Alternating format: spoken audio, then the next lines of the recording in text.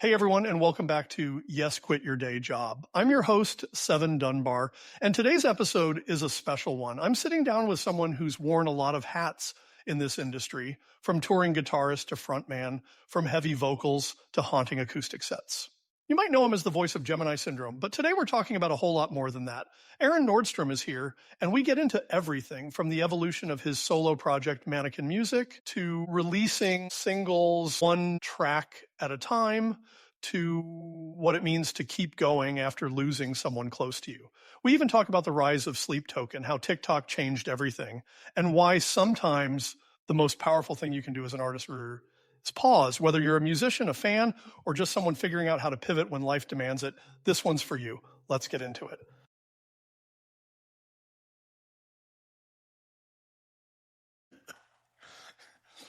Welcome to Yes, Quit Your Day Job. I'm Seven Dunbar, and today I'm talking with Aaron Nordstrom, frontman of Gemini Syndrome, solo artist behind Mannequin Music, and someone who's never been afraid to evolve. From shredding guitar with OTEP to stepping into the spotlight as a vocalist, to now bearing it all on acoustic sets. Aaron's journey is as raw as his lyrics. Today we're talking about grief, growth, and what it takes to stay grounded with everything changing around you. Aaron, welcome. How you doing? I'm doing good. That was beautiful. I like the alliteration with the G's with grief, growth, and staying grounded. That was really nice. Yeah, really well put. Beautiful. Very cool. So, jumping right in. Before you ever fronted a band, you were on tour with OTEP. What was that experience like, and what did it teach you about being part of someone else's vision? Good question. So I joined that band when I was 25. I had been in LA for a handful of years at that point, playing the local LA scene. I was involved in the Musicians Institute kind of culture that was happening there. Sure. And then went on tour with her for a couple of years. And, at the time it was super exhilarating, right? That was to me like the first time I had arrived, that I had made it. I was on a bus and I was playing big shows and I was touring with guys that I grew up listening to, guys and girls, people. And, it was crazy awesome. But in that second half of your question, there's a lot of, stipulations, I guess, that come with being in somebody else's project. Sure. And eventually I think that's what led me away from that place, right? Was not wanting to work necessarily for someone else and not wanting to adhere to maybe somebody else's vision of how that experience should happen, right? I was just more or less unhappy by the end of it. And it was a big deal to quit because I was like young and nervous that was like, oh, that was my one shot, that Eminem told me I only get one, and if this is it, I don't want to screw it up, you know what I mean? So I, for the betterment of my own mental health, I guess, I departed and scrapped it out in Chicago and worked that scene for a little bit, but it was tough. That was the recession of 2008, and there wasn't a lot happening in the world at all, other than panic. So, and then circumstances led me back to LA, and the whole Gemini Syndrome thing got kind of put into my lap and propositioned as the singer, which was something I'd never done like full time. I had sang in bands, but not without a guitar. Yeah. So that was a big change too. It was a bunch of leaps of faith over the course of my career. Is probably going to be a recurring theme here, is just like taking chances and not really knowing what the outcome was going to be. Yeah, I mean, immediately I've been in situations like that myself, and when you talking about like, this is my one shot and this is the only chance, but to still have the courage to walk away from that and go, this isn't what's best for me, and I need to, I think leap of faith is a good description of that, because you're kind of jumping into the unknown and hoping that there's something on the other side that'll catch you. Yeah.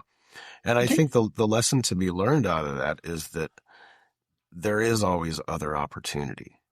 Yeah, I think in the 20 years now, or 18 years I've been a professional in this industry, whatever that means. Uh, the thing is that we get in our own little pockets, whether it's in the world at large or in the industry, right? We get in our little pockets of friends and the people that we know, and we start to think, or at least I started to think, that this is the world. And I suppose the further you go in your journey, the smaller the circle starts to appear, yeah, right? Because everybody knows everybody, and for sure. everybody's getting 6 degrees of Kevin Bacon and all that. But there's more little pockets like yours than you realize. And everybody out there who's an artist who's trying to succeed and make a career out of this or whatever is kind of in the same boat, right? And there's so many different pockets you can jump to. It's not like, I don't know, it's not like one road ends and there's no other options. There's always something else, like even outside of the genre of hard rock metal, right? Like with this acoustic stuff, there's an audience for that stuff too that I hadn't explored for the last Yeah. 2 decades, right? How And a cool. lot of those fans are the same fans that, of course, are listening to the Gemini Syndrome stuff. But I just think that there's always opportunity out there. You just have to be kind of willing and open to look for it and find it. There's plenty of people who run their camp a certain way, and there are plenty of other people who run their camps not that way, right? So if you find yourself as a hired gun, I found myself witnessing this from the outside of a guy who had joined a band and quit right afterwards, and he was really disillusioned and mad about what had happened. And Yeah. the reality was, from my perspective, was that he joined a camp that had been established and was operating that way for a very long time, and he kind of came in unprepared and felt like he got slighted for it. But it was like, well, you weren't prepared to be in that situation. And now he's doing just fine in other camps, and he's found his footing again, right? But all of the drama that came along with it didn't need to be that way, because it wasn't like the end of the world. It's like, okay, this didn't work. Go find another path. Go find some other way to do it. You're never out of options.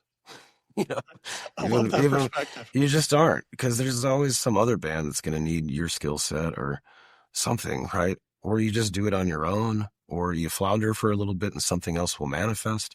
That's the nature of the universe, is that it's always changing and everything is always evolving and moving through new pathways. And you just got to, I think, learn to flow with that is the best, at least for me, has been the best approach, right? And instead of trying to idealize what I want it to be or what it was supposed to be, because it never is.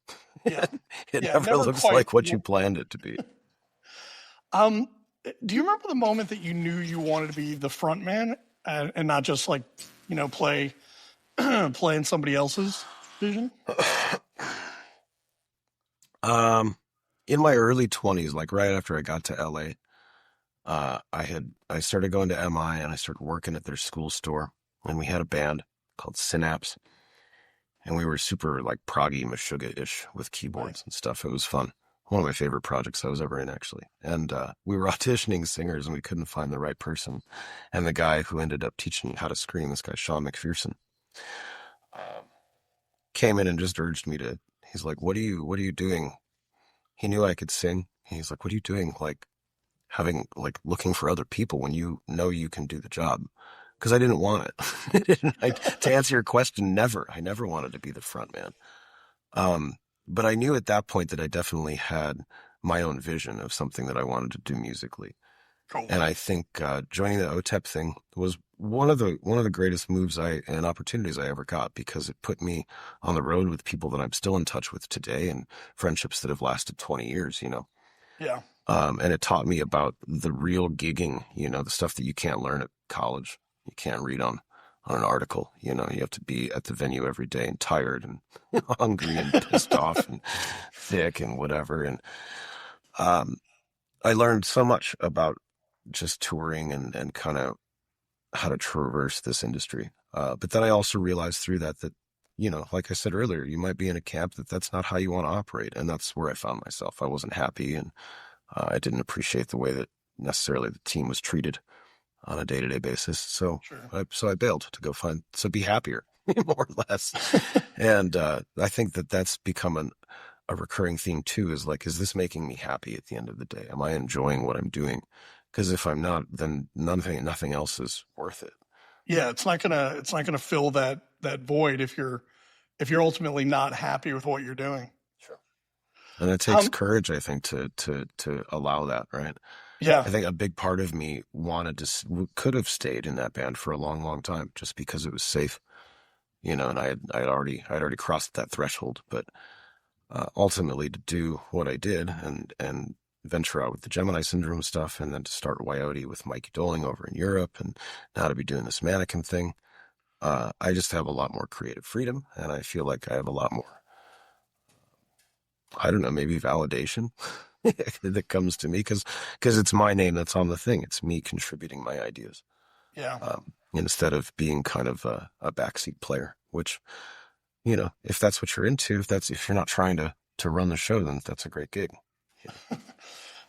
What did the early days of Gemini Syndrome feel like compared to now?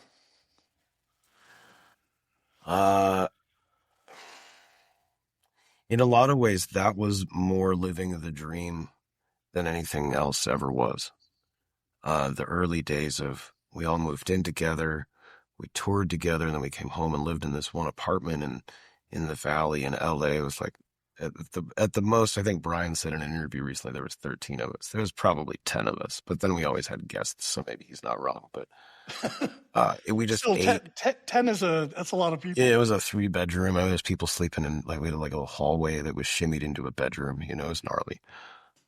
But we were young and we could do that stuff. But that was, we were every tour was a little bigger, and we signed the record deal, and we were part of this kind of revitalization of a scene in LA that had been dormant since, the Linkin Park kind of era, I think. Yeah, yeah. And that was really exciting. It was really cool. We're living in Hollywood and doing the thing again. And it was a grind for sure. I still have like very clear mental images of like sleeping on the floor in the back of the van in the middle of the summer with the back door cracked open and just flies everywhere, and just like being absolutely miserable. But Bringing like, back memories. Yes. and that's the stuff that I don't necessarily ever want to go back to, but I'm super grateful we did it, because it was like, I don't know, there was a freshness to it. Like, this is what it's about, right? This is the grind that everybody talks about. Putting in your mileage. And it was all really exciting. It was all really new, and it was ours. I owned it. You know what I mean? I owned a piece of it anyway, as this Yeah. part of this bigger group, as opposed to being maybe a side guy, where it was still exciting to get the big things, but it wasn't like I had totally earned it in a sense, right? I was along for the ride as a necessary component to make that person's vision happen. But now this was like, this is my thing. This is my idea. This is, or at least partially, right? Yeah, yeah. I certainly don't want to say that Gemini Syndrome is all mine and all my energy and whatnot. But yeah, I was a driving force from the beginning, so it felt like my baby. I feel like I'm assuming it probably feels a lot more special that way too. Like it's a little bit more meaningful. It helps getting through. I've been on tour, and you meet a guitarist or something that's a hired gun for a band, and their first tour ever, and they're on a bus and this and that, and I almost feel like, man, you got robbed. You didn't have the experience of being in the 10 pack in a Walmart parking lot in the middle of summer in Georgia. Like Mm-hmm. I feel like you learn something from those kind of experiences. Our first manager with Gemini, Rob, had said something that sticks with me to this day. He said, "I don't ever want you guys to skip steps." He was like, "I could take you right now probably and put you on like a huge, arena tour or whatever." He's like, "But I want you to go through these phases Yeah. of the van and then the RV, because then you get in the RV, you're like, holy shit, I have a bunk? Yeah. Cool. It's a crap bunk, and whatever. We could see outside as the floor was splitting from the back wall. We could see the road, as we Oh, drove along. But it was a bunk. It was better than the van. And then eventually we got in a bandwagon, and it's like, oh well, now we have satellite TV and power. Cool, right? So all of those little upgrades, I don't know, kept me grateful, I think, so that when you do end up on a nice bus or something, and you're rolling in comfort. And it's funny how even in those situations, the same drama exists. It doesn't matter, right? Yeah. If I've learned anything over the years, it's like nothing, the environment changes, but like the problems remain the same. Yeah. At least you can go to your bunk and your bunk doesn't Hmm. turn into a table during the day, Right. like in Right. an RV. Yeah, dude. That was it. That was even my first OTEP tour. We didn't get straight into a bus. We were in an RV and we had no Yeah. crew. So I was moving all my own gear, waking up in the morning, especially in those days, hungover, and because we stayed up too late drinking beers and Sure. have to load in and then, yeah, just do that for 90 days straight. And Oh, then the second tour, we got a bus. So even in that regard, I had to like step up periodically, which was cool. Again, it keeps you humble, keeps yeah. it real. Um, 2025 has already been intense for you emotionally and creatively, I imagine. Where's your head been during this rollout with the singles and everything going on? Um, it's been a weird time for me personally. Um, it's been a year and a half since we were on tour. That last tour we did was there was a lot of moving parts that were tough to navigate. And after we were done, we kind of found ourselves wiping the slate clean with our entire team and taking this very serious time off. We had been grinding since 2010, Wow. um, pretty much nonstop. I had some health issues. I got sober from alcohol in 2019. And then the pandemic hit, right? And then we did some pretty serious touring after the pandemic opened back up. And then that tour happened, and we've kind of really just hit the brakes in a lot of ways. And we had this record done for a while. We had started releasing songs, back in 2023 from this album. So this record's been done for a minute. Yeah.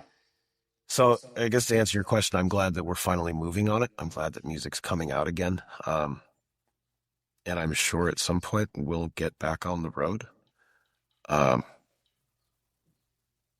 but it's been weird because it's like the first record we've done without any touring support. We're operating more or less completely independently at this point. There's no label support. We have a distribution deal with a company, but um, they're pretty hands off at the end of the day. Sure. So it's a weird transitional time. I don't know what the next steps are necessarily. I don't know what the future looks like. So in this current moment, I'm occupying my time with learning how to produce and engineer, and been spending a lot more time on other people's music recently than my own, which Same. is weird, right? Like going kind of circling back to the beginning, there's always another opportunity, right? There's always something else to be done. And while I was not touring, I learned how to well, sort of use Pro Tools, right? Yeah. And then and traverse a little bit of that world. I'm working with a couple clients who I really enjoy. They're up and coming artists, haven't really released anything yet or anything in a really long time. So that's been a whole new journey for me. And I really like too. I really like being in the studio. It's always been my favorite part. I would rather be in the studio than on stage. Um, just because I can relate to that. just being on stage, there's so much more pressure, especially as the singer. Like I have to be well rested. I can't be sick. You know what I mean? Even my headspace affects my performance. Like that's not the case when I was playing guitar. You know, I can go on stage, uh, underslept, underfed, sick, and angry, and still play a good show on guitar. to, to do it as a singer is a different ball game. So in the studio, you get the chance to say, "Hold on, I need 5 minutes to just get my head right," or take a sip of water, right? Like I Yeah. get that. It's just a lot more comfortable. So to find myself on the other end of the desk, so to say, working with people who don't have the capacity to record themselves and don't maybe have the budget or the access to like the types of producers I've been able to work with in my life.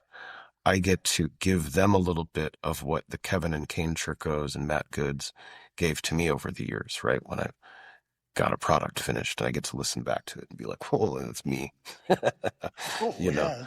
yeah. So it's been an interesting turn. That's where my head's been. And it's just trying to stay busy and continue evolving and learning. And that's ultimately going to lead into me releasing my own solo acoustic stuff, probably in Nice. the next few months here, right? I want to be self-sufficient in that regard. So yeah, the hiatus has given me other opportunity to evolve and learn and create. And I'm sure that when the band as a whole is ready to start touring again and really supporting the stuff, that we'll be on that page together to do that. Love that. The tribute that you posted for Mike Salerno's beautiful and heartbreaking. How has his loss shaped this chapter of your music? Well, again, I haven't really been working on a ton of my own stuff recently, so I can't say that it's really come out yet. Um, this has been a busy year. I went to Egypt in February and got married. Oh, And wow. then we had to, Congratulations. thank you, thank you. And we had to, I'll spare you the details, but we had to redo the ceremony in the States to make it official. Oh, okay. So the day we were doing that, we were leaving the house, and I got the message that Mike had passed. Yeah. So I had to almost put that on pause for a few hours, right, while we went out and did the other wedding ceremony, and then it came back and processed, I suppose. Oh, can't even Uh, imagine. it, I knew Mike was ill. I knew he had some medical issues going on. We all did. Um, I had talked to him in December. He called me, and I don't know. I don't know how to say this. I wasn't totally shocked. We knew this was a possibility. So, uh, I don't know. I don't know. What do you say? You know, Yeah. he was one of my best friends.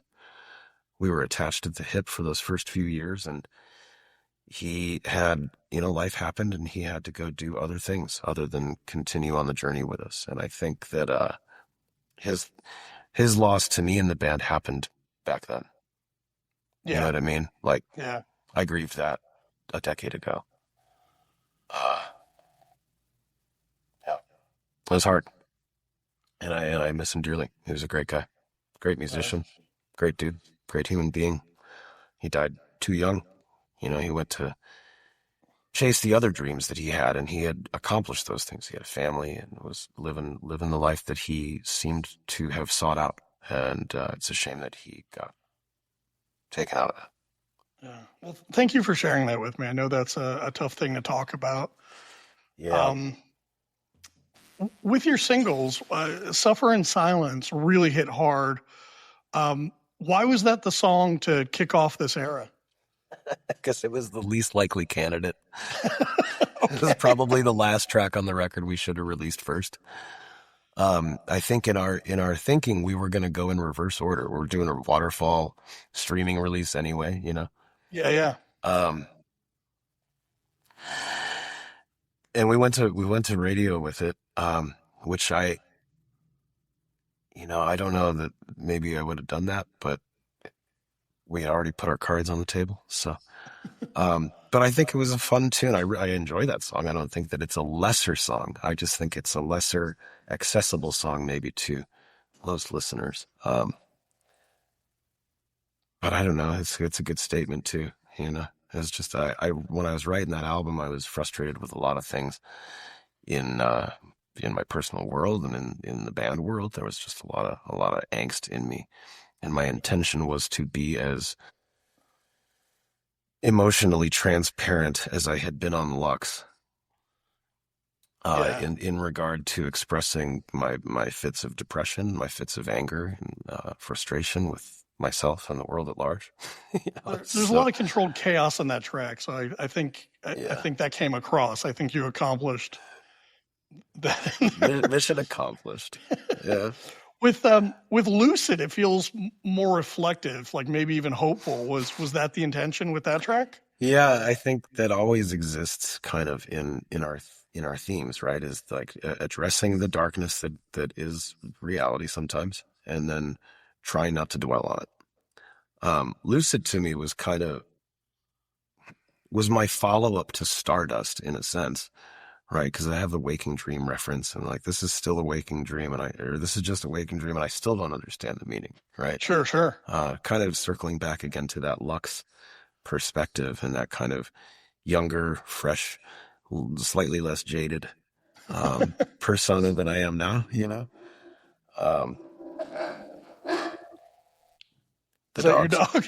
Yeah, that's my three dogs. My dog's here with me, and they perked up like, what's going on? What was that? Somebody's doing something. Yeah, there's a lot of reflection, I think, on this record too. You get that from living in those emotions, right? If you allow them to happen, because I don't want to stay in those places, and repressing depression or anger is a pretty surefire way to make sure they come back, stronger than they were before. So I've been trying to kind of live in it. It's been a weird time in my life, It's been strange, the post-pandemic and it's just the changes of the world that are happening. It's been a challenge to traverse, right? But here we are. Hey, real quick, if you're enjoying this conversation with Aaron, do me a favor, hit that subscribe button, leave us a review, and share this episode with someone who needs to hear it. We drop new episodes every Tuesday, and your support helps us keep these real, unfiltered conversations going.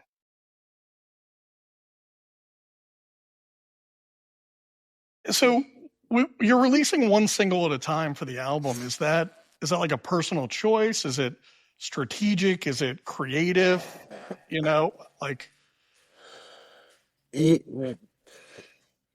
It's not personal. I think it's sort of strategic, and the idea is to give just one song at a time. In the current way the world works, I feel like if we put out all 10 songs, 2 or 3 of them would get listened to.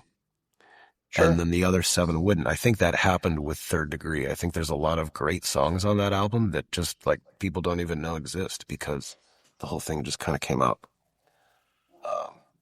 So I didn't want to make that mistake on this album. I'd rather just do it one at a time. And we're not on tour supporting it right now. So it's kind of like we can kind of do whatever we want.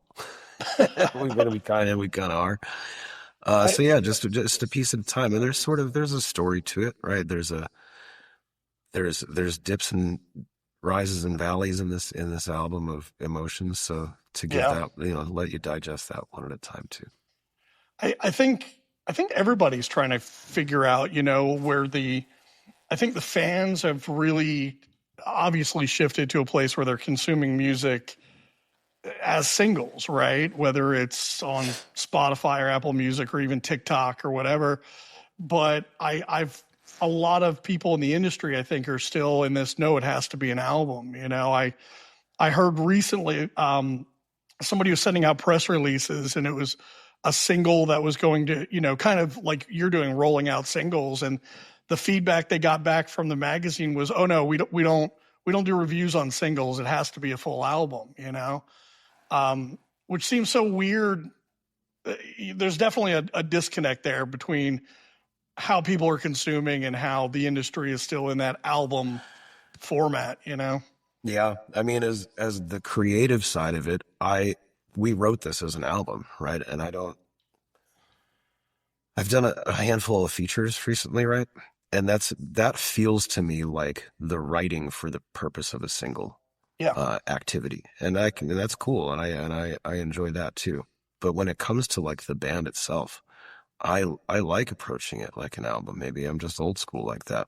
Also, and I think it lets you tell a fuller story, I imagine. Yeah. Especially because you're not supposed to be writing 9-minute prog songs that go on a whole adventure, right? They got to be 3.5. So how much information can you get in that time span, But consumption wise, like I've had people asking, are we going to release hard copies of this record? I don't, maybe vinyl, right? Like I don't even know. Cool. Who listens to CDs anymore? Yeah, You know, my computer doesn't have a CD player. My right. car doesn't have a CD player. So is it worth it to even print hard copies? And if it's not, then the day of the album is over. You know what I mean? Like if I'm not getting a hard copy album, then why would I release it as an album? Yeah. uh, I don't know. I don't have the answers to that. I think you're right. I think we're all still trying to figure it out. I was gonna say if you do figure that out, let me know because I think Yeah. we're all trying to figure that out. Yeah, no doubt. Yeah, I mean, there's a new artist, President, that came out recently. I don't know if you heard. Yeah. So, They had their debut show at a festival recently, and insane, right? And then yeah, again, one single comes out. I think maybe they have two now, but one single comes out and that's all you have access to. There's a video already for it. It was a really well produced video. The song is really well produced. Sounds awesome. Uh, that strategy clearly worked yeah. for them. One I song, one video, one word name. That's all you got. yep. Or really tapping into that Sleep Token mystery school vibe of, Scooby Doo. Who is it? you know? I noticed with them, I was really impressed with even their social media. Everything that they post, even if it seems random, if you really take a minute and step back, it's all done with intent. It's very deliberate. And it made me kind of reevaluate how I do things. I was like, man, no, they're like really dialed in on what they're trying to accomplish, and they're going for that. Like I said, with intent. I was really impressed. Mm-hmm. I love that, with intent. That touches on such another important part, I think, of this whole puzzle is the social media game, right? And I am admittedly like not good at it, nor do I have a desire to be, unfortunately, to my own detriment, I'm sure. But yeah, people who are out there crushing that game, like having that intent, and I guess just understanding the playing field, right? Yeah, I don't consider myself a very techie person. I don't consider myself illiterate either. But it just doesn't flow naturally for me. Even learning, my way around a DAW and stuff like that was the reason I didn't do it for so long is because, right, I'm visually impaired. So like sitting at a computer for long periods of time is already daunting, and the menus are all really small. So like, it's just not intuitive to me. And I feel like social media is that too, but clearly that's a part of the game that you have to be fluent in. You just have to be at this point. and once you figure it out, everything changes the next day. It seems that way, right? I mean, I remember to go back to Sleep Token because they're on everybody's lips recently. Yeah. I remember reading a Facebook post at like 3 a.m. in February of 2020. And it said, I don't know who needs to read this, but you should go listen to Sleep Token right now. And I was like, okay. And I did. And they only had the first record out, and I was hooked. Wow. And I listened to everything ever since then. And nobody knew who they were. Right. And then they came to the States and they opened for In This Moment and Nothing More. And we saw them at the House of Blues in Vegas. And it's me and like 15 other people in the room were like, yes. And everybody else was like, what the fuck are these guys doing? Right. And then the next month it hit on TikTok, and then they had 3 million monthly listeners. And crazy how that happened. I mean, and now they're an anomaly, dude. They're just, I saw some of their set designs from Europe recently. It's bananas. And so celebrating that, good for them, right? But whatever that thing was that they figured out, I don't even know if it's something that they figured out, or if it could have been, it just organically hit that, the stars aligned, and here you have, and I think they deserve it. I think he's one of the most creative artists to come along in a long time. Well, I think that's also the key, though, is that they have the substance to back it up. Had you gone, okay, I'll it's 3 a.m. I want to listen to music. I'll go check out Sleep Token, and it didn't have the substance behind it, you may not have come back to that. You may, 100%. Yeah, he was doing something similar to, I feel, what I'm doing. Had kind of this cloaked, esoteric kind of vibe to it. It was dark but positive. Yeah. And he was melding, trap beats with drop 8-string, djent guitars. And I was like, that's awesome. I wish I'd thought of that. What made you want to launch Mannequin Music and explore acoustic performances? Speaking of djent guitars and trap beats. Well, that's sort of where I started musically. Oh, If I go back to like my early teens when I first started really writing music, it was acoustic guitars, and kind of singer-songwriter-y songs. We started doing with Gemini. We started doing these kind of reimagined versions of the songs for like meet and greet stuff. Right, that was yeah. the motive for that. I wanted to do something besides just standing in front of a red carpet backdrop or something and Yeah. charging money for that. I wanted to do something special, so we started doing these little three to 5 song performances, and I had been toying with the idea for some time, and then last fall, Waylon from A Killer's Confession called me. He said, "Hey, I'm going out in December," and we had just released a single. Right, we did Victim. What was the name? Voices. We released Voices. And it was doing really well at radio, and he wanted me to come out and perform that song with him. He's like, "What? Can we bring Gemini on?" I said, "Gemini is in no condition to tour right now. Sure. We're just not ready. We'd have to do a lot of prep, and I don't think anybody was mentally still prepared to do that." So that was my compromise. Was, well, what if I came out and did a really short, like a 30-minute acoustic set? I do some of the Gemini stuff. I'll do some of my original stuff. And then once that's done, I'll just hop on stage with you and we do voices, and then I'll fuck off. How cool. And we threw the dice, and it was received really, really well. I had just like some of the comments that we were seeing on videos and posts and stuff was just like, this is one of the most incredible things I've ever seen in my life. Wow. And it was really, really positive. I remember like it was intense too, because I'm in the middle of an entire night of metal, right? Heavy bands.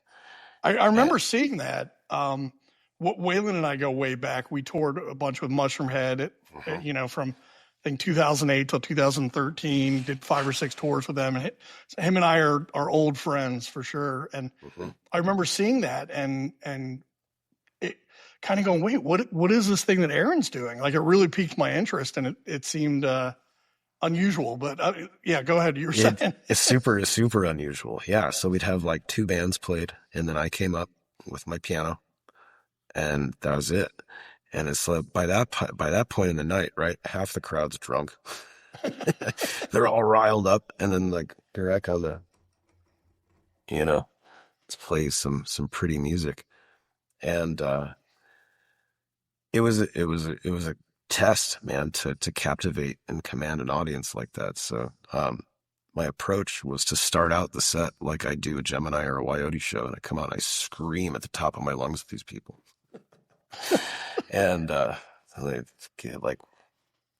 got their attention, and then I would make a deal with them. I'm like, all right, here's the deal. I'm going to perform. I'm going to give you all I got. All I need is your attention. Just like, don't be rude assholes. Yeah. And most of the shows were not rude assholes. Some of them were.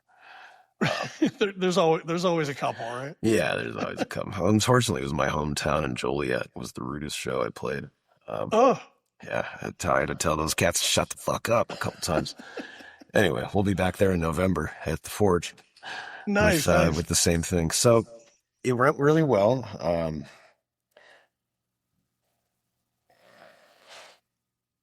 Circling back to the beginning of this conversation, how things sometimes just pop up. Yeah.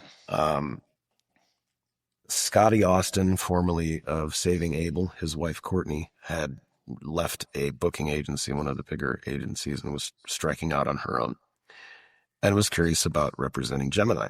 And again, it was shortly after that winter tour, and Gemini still wasn't really in a place where we're even considering touring. So I was like, well, that's not really something to be talked about at this point.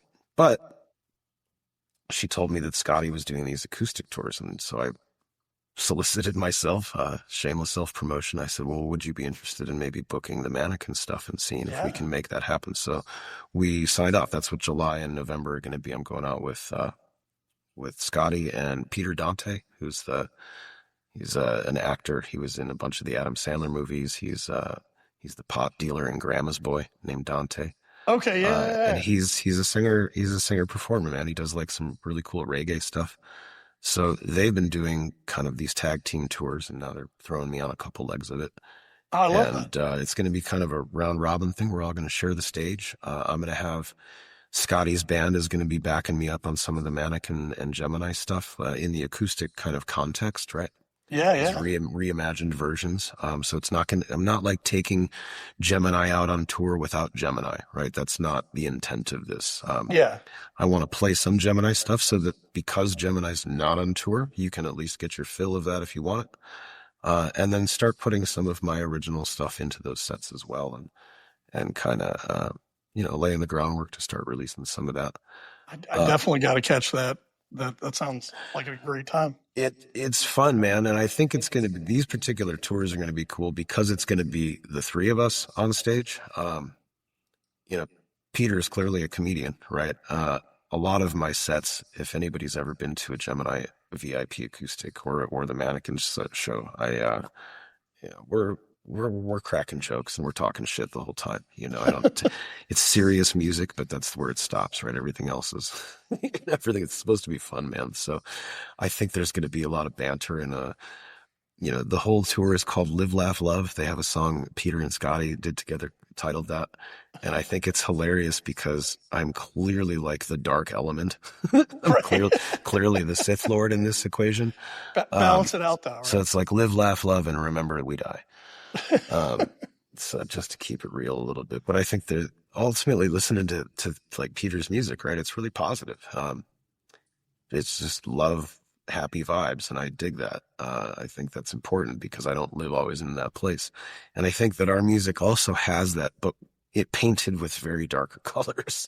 Yeah. Even Remember We Die is about embracing life and embracing the moments that you have while you're here. But clearly painted in black and red. So cool.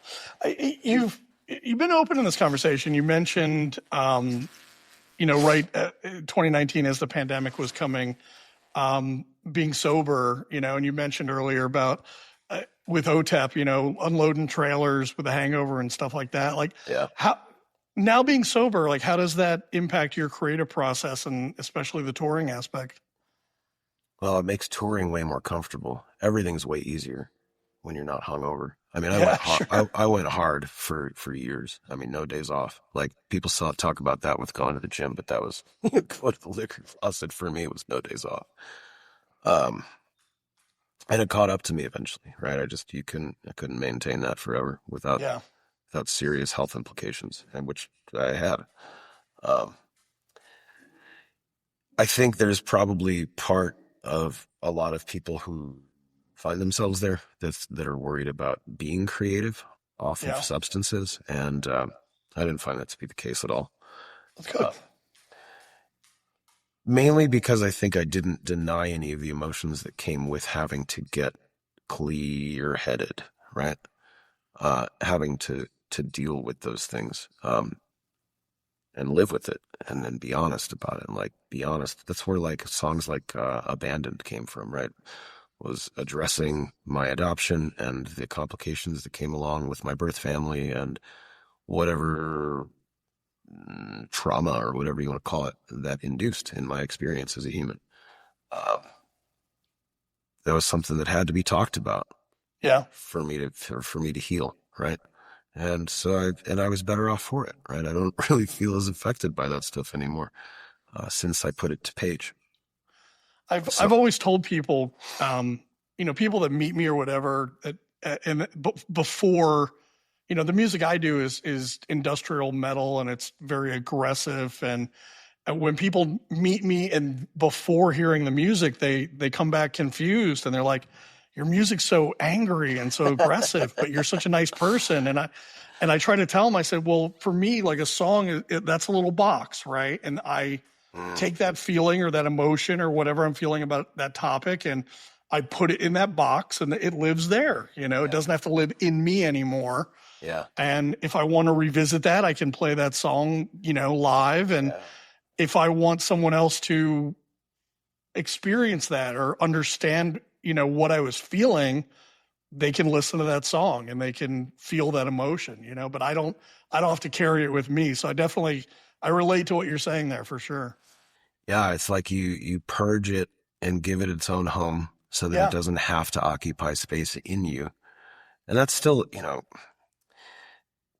once you create something like that, there's a piece of you in it, right? There's this old hermetic principle of God is all and God is in all, because as the creator, right? As we create things, as we create songs, like pieces of us go into that and live in that. So there's always me in that thing, but I don't have to like carry all the things all the time. You know what I'm saying? I can put them down and they can live over there. Yeah. What would you say to somebody who's still figuring out who they are as an artist or even just as a person?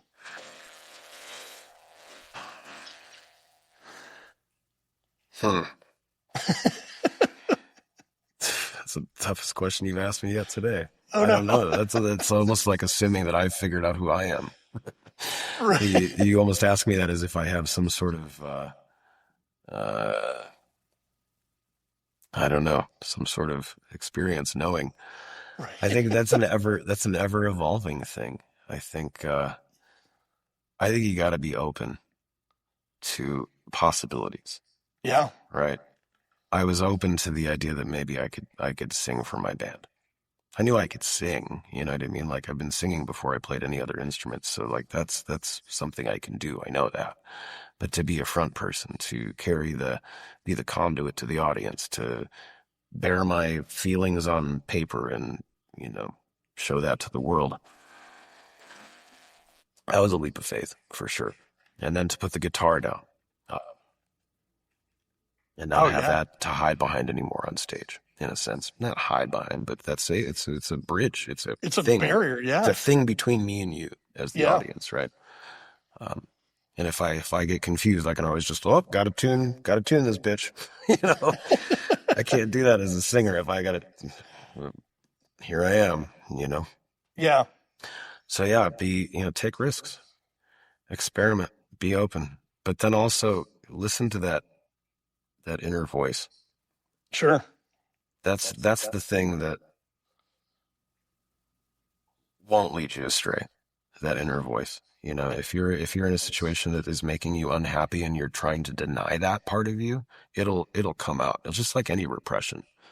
Anything repressed is going to eventually come to the surface. So, for sure, I think that listening to that, and from my experience, like, and you touched on this a little bit, but saying yes to things even if they're uncomfortable, you know, because you don't know where that's going to lead or where that's going to take you. Yeah, and I think there's a line between the thing to say yes to that's uncomfortable because it scares you or something like that, and saying yes to the thing that you like know is wrong for you. Yeah. Because that happens too, right? Like you get an opportunity that like, I really don't want to do that. Like that's not something I want to be involved in, but you feel pressured to be a part of it anyway because you're supposed to, maybe. Okay. Yeah. I don't have a specific example in mind necessarily. I feel what you're saying though. Yeah. Like just, again, I think that's listening to that inner conscience, right? Listening to that inner voice to know what's right for you and being honest. Like, am I trying to not do this because it scares me? Like we'll use the singing thing, like to step into that role. It intimidated me for sure. And I knew that's why I didn't want to do it. So being honest with myself allowed me to say, well, I don't care what your opinion is. Self, you don't care about your fear. We're going to try it anyway because we know we can do this job. That was me being honest with myself, that I'm only scared of this because I'm scared of it. And if I can get past that, I'm not scared of it anymore. Right. And I grew because of that, but it wasn't like, I don't know. I wasn't being asked to sell out a part of myself. I wasn't asked to sell out a part of my integrity or something Yeah. that maybe I would have regretted later. It's quite the opposite. So, Okay.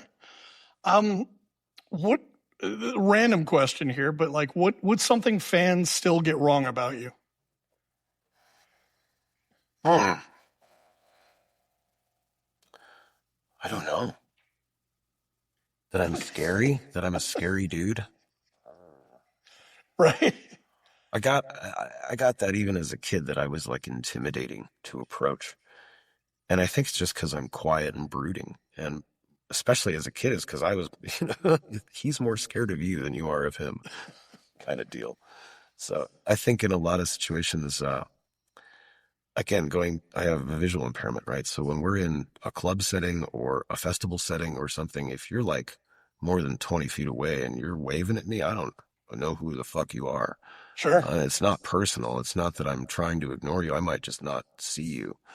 Um, one of my favorite stories of this situation is from was it Rockville? Welcome to Rockville in Florida, a couple years back. Oh yeah. And it was early in the day. The show hadn't started yet. I came out of Artist Village and somebody yelled my name.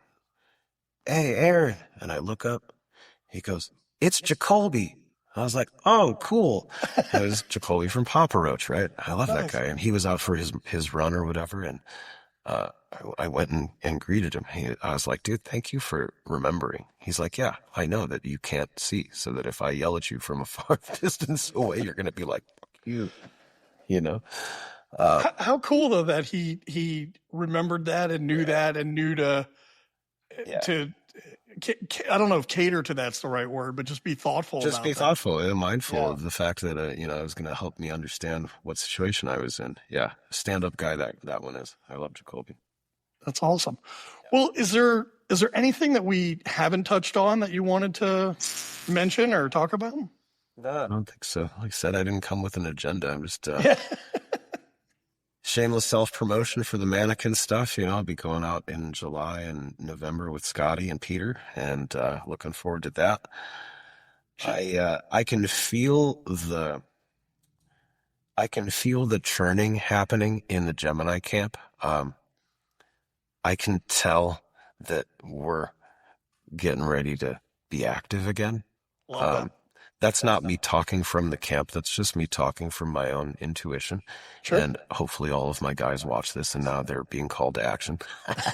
They're like, oh, now we gotta work. No, it's not like that. Everybody's got a lot going on in their lives too. And it's nobody's fault. It's just a very mutual, group-minded decision to take a step back for a minute. And I think it's going to benefit us in the long run. I think we'll come back not burned out and sick and tired of just being on tour at some point, right? Like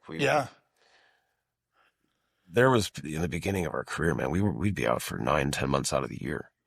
We'd be out for 8 weeks. And I remember coming home one day for 43 hours before heading out on another 7-week tour. So we were gone for like 4 months and I was home for less than 2 days, and then we were young. I can't do it anymore. Yeah, I did that. I remember 2008 was definitely that year for me where I had my own band and then I was hired gun for another band in that. And I counted it and I was gone 294 days in 2008. And it's just a lot. Yeah. And I mean, it got to a point where I remember, we're doing like cool shows, a decent size, we're supporting other bands. We're still growing, but I remember sitting on the RV and thinking, like fantasizing about being at home and playing Xbox and like going to the beach.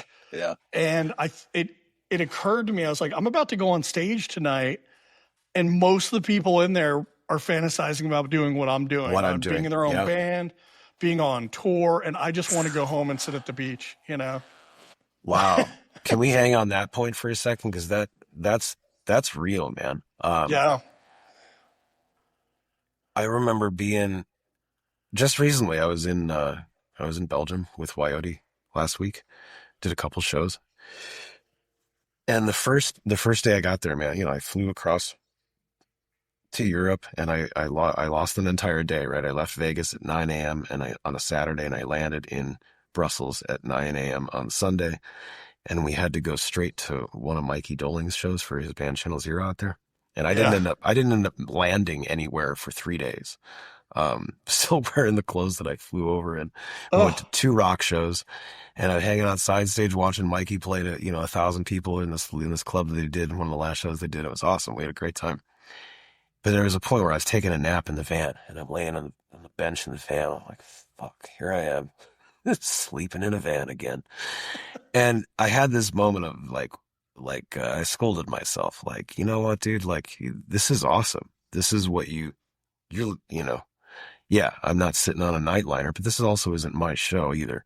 yeah. I just wanted to remain grateful for the situations I find myself in, because yeah, a lot of people out there would probably give a lot to experience some of those things, right? And to just be walking around Yeah. backstage at festivals, hanging out, like, talking to one of my friends over there. He's like, you guys, you'll tell stories about, like, the Jacoby story I just told right now. He's like, you tell that like it's no big deal. I'm like, well, because it's not. Right. It's normal. It's the people, these are my peers, right? Um, but it's easy to get lost, I guess, and get bogged down, right? I just think you make a really good point. I'm about to go on stage, and I'm like wishing I was in my underwear watching you know, I don't know, binge watching something on Netflix or something, hanging Yeah. with my dogs. Um, so it is like the attitude of gratitude will go a long way. Remembering that this is, to have any kind of success in this thing, to be playing good shows, and to have your music listened to by people, man, by anybody, right, is the original, I think, motivator, at least for me, to Yeah. get in this in the Same. first place. I was never trying to be. There's probably part of me that desired fame. If I'm being really transparent, as a kid especially, I wanted the validation that I'd gotten teased so much for being different, that I wanted to be idolized for being different. So there's probably something very real about that. But that wasn't the sole nor the biggest motivator. Really, it still is, to have the music that I create be appreciated, be enjoyed by other people, right? Because I feel like that's my purpose, right? That's what I was put here to do, was create the plight of all artists everywhere. That's what I was made for. If our listeners want to hear what you created, like where's a good place for them to find you, to find um, Gemini Syndrome and Mannequin and everything else? Yeah, so at Gemini Syndrome everywhere, right? For Apple Music, Spotify. Profound amount of footage on YouTube. If Yeah. you want to go down those rabbit holes. YOD Official. It's like Coyote with a W. WOYOTE is me and Mikey from Snot and our bros in Belgium. You got 1.25. Well, one record's out. We've got 2 songs forthcoming that we're finalizing the releases for. So, and then you can find at Aaron Nordstrom uh, right now. It's anything that I've done that's features or whatever like that. I haven't released any Mannequin acoustic stuff yet, but I'm hoping by the end of the year that'll be out. Nice. Again, probably just under Aaron Nordstrom. I call it Aaron Nordstrom's Mannequin, as I using Mannequin music as kind of my umbrella for my solo stuff and for any production stuff I do. It's just Yeah. kind of Yeah. the overarching company name, I guess. But as I say during the shows, it's my Mannequin, and I can dress however I want to. So I can show up playing a piano and an acoustic guitar, or I can show up with a band and do the full throttle things. I love that concept and the flexibility built into it. Yeah, because it leaves it open ended for me, right? It leaves me options later if I want to change course. Not saying that I will, but it just, I don't want to be stuck to any one particular thing. I never have. I love that. Well, Aaron, thank you so much for joining me today. My pleasure. I really enjoyed our conversation. I'm Likewise. happy we were able to do this. Yeah, me too, man. Awesome. I appreciate you having me on. All right. Well, take care, and You too. we'll talk soon. All right, brother. All right. Big thanks to Aaron Nordstrom for joining me today and being willing to go deep, not just about the music, but about the why behind it all. From acoustic reinvention to navigating grief and launching Mannequin music, Aaron's journey reminds us that evolution doesn't always come up.